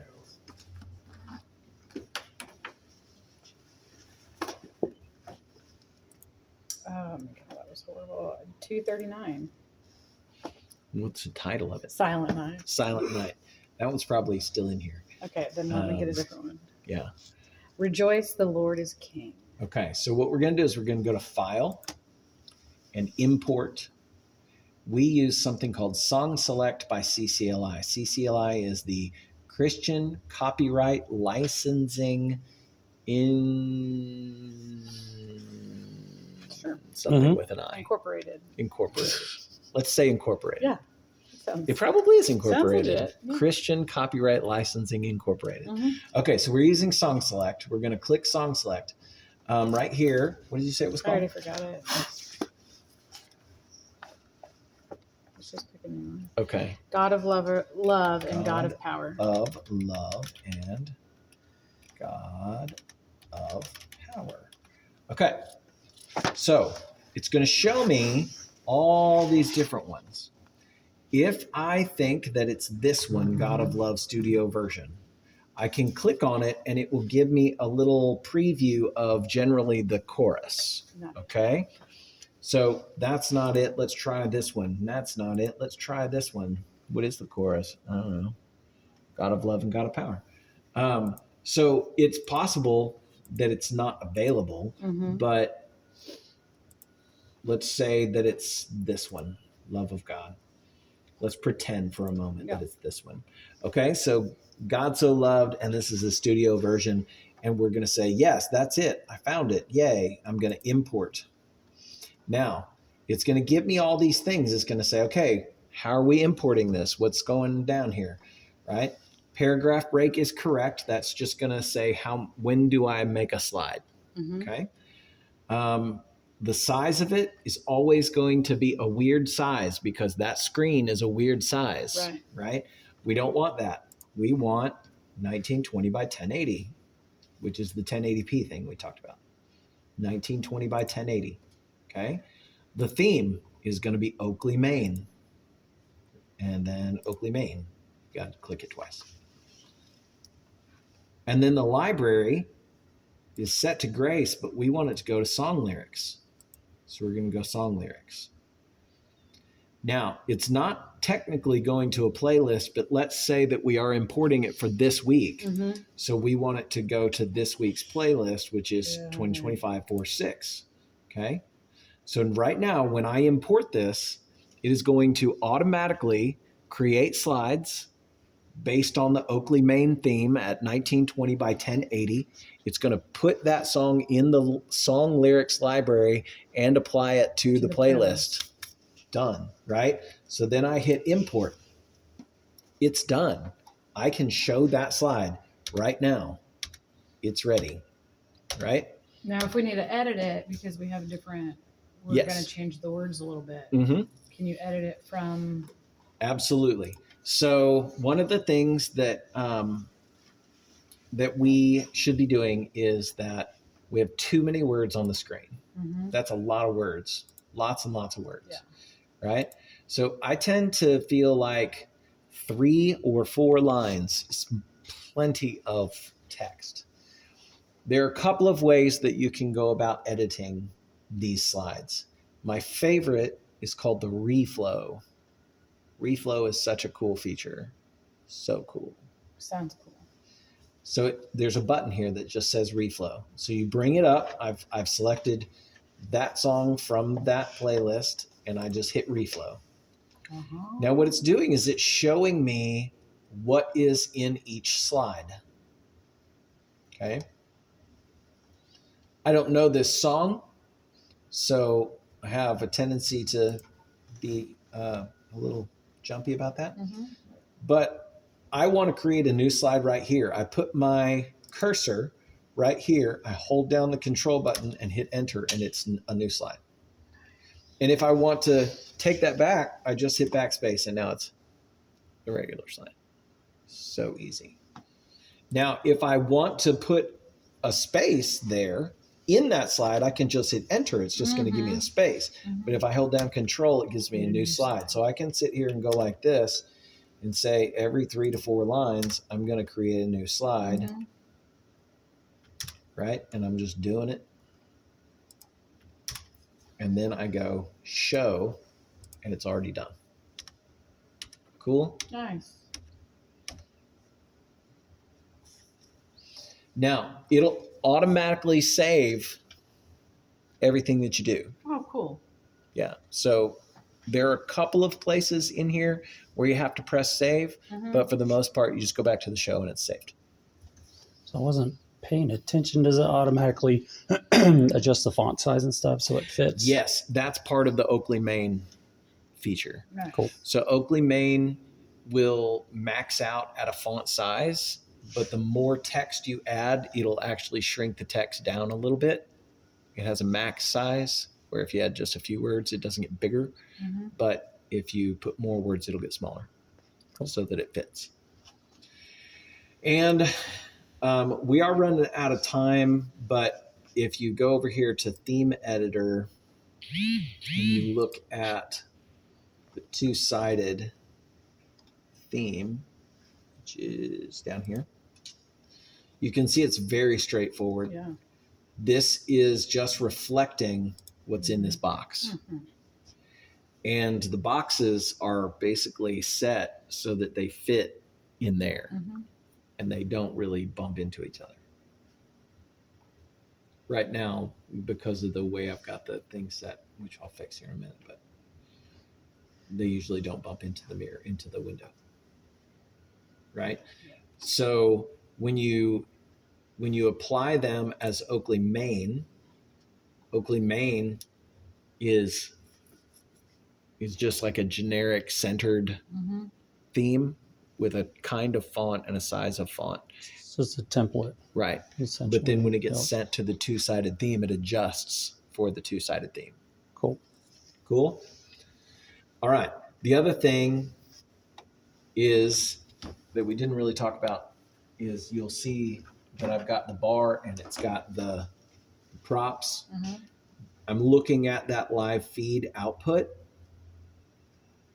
It's outputting, but there's no video because this is upstream of the video. Mhm. This is compositing the live stream overlay, which is the ProPresenter overlay, right? So what you're seeing is a video, is a preview of what I'll be exporting to this, which is just the bar. The text on the bar does the same thing. The more text you put on it, it shrinks down to fit Mhm. on the bar. Mhm. right? That's part of the reason that we don't want too many lines, because if you put 12 lines, it gets so small you can't read it, Right. right? So if I'm watching it from my phone, you definitely can't read it. Right. 3 to 4 lines. That's all you need. Okay. But you can choose whatever you want. You can choose the big wall. If you just were curious about what that looked like, locally announcements, which is just a flat.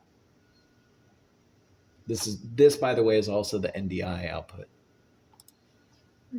That's the back wall, right? Just the generic screen. So most of the time I leave it here because I can see the rest. Yeah.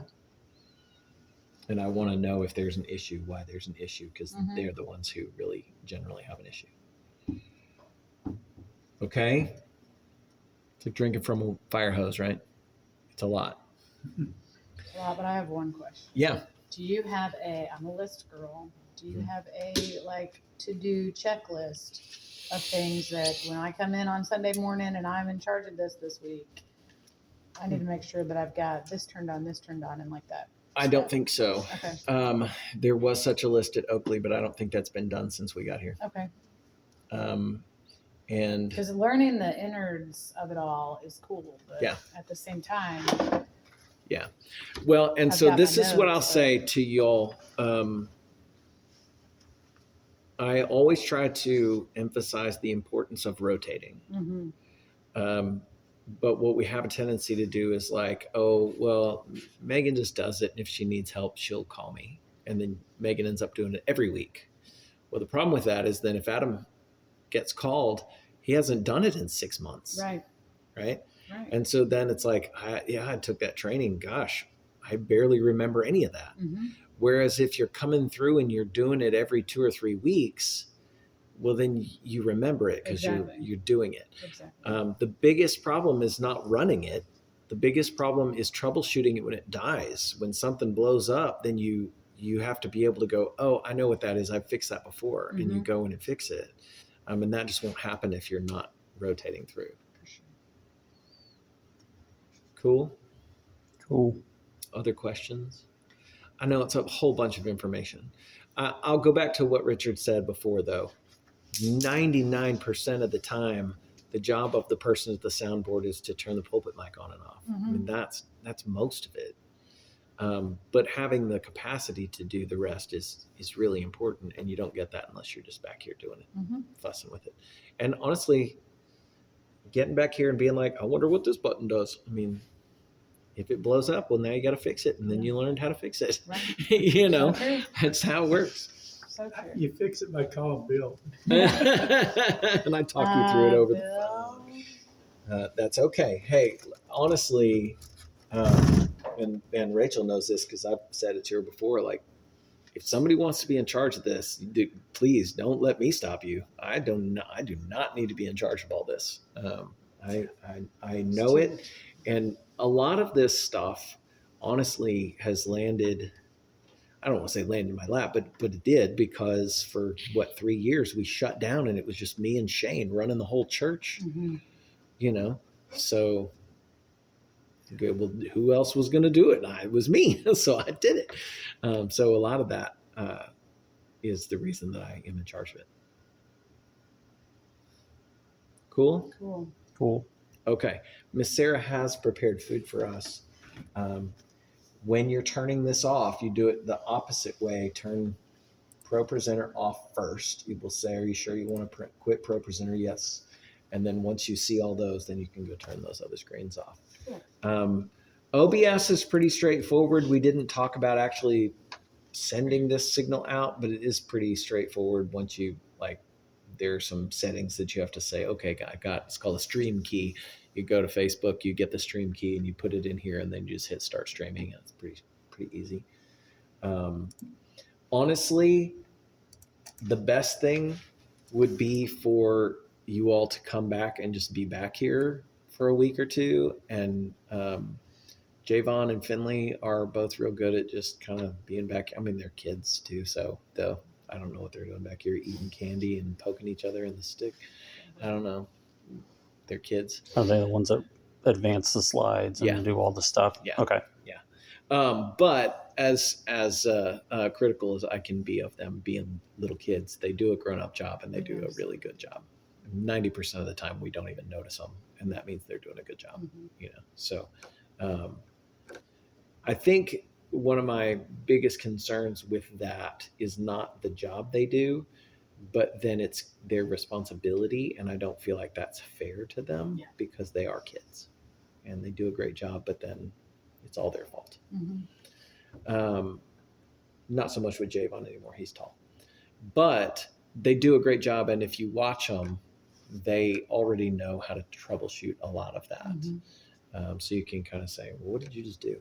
And then they will make fun of you for not knowing and then show you how to do it. Yeah. Cool. Sounds like that. Okay. Let's start shutting it down.